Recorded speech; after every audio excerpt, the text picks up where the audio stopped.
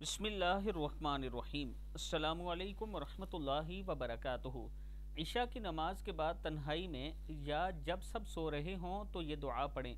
रसूलुल्लाह सल्लल्लाहु अलैहि वआलिहि वसल्लम ने फरमाया, जब तुम गमगीन और परेशान हो तो ये दुआ पढ़ लिया करें। सबसे पहले आपने नमाज वाला दुरूद शरीफ पढ़ना है, अल्लाहुम्मा सल्ली अला मुहम्मद व अला आलि मुहम्मद कमा सल्लैता अला इब्राहीम व अला आलि इब्राहीम इन्नका हमीदुम मजीद। अल्लाहुम्मा बारिक अला मुहम्मद व अला आलि मुहम्मद कमा बारकता अला इब्राहीम व अला आलि इब्राहीम इन्नका हमीदुम मजीद।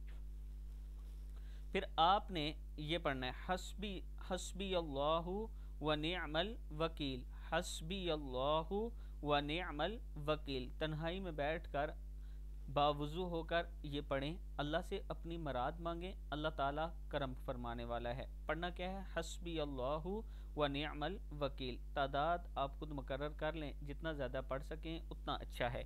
अस्सलामु अलैकुम वरहमतुल्लाहि वबरकातुहू।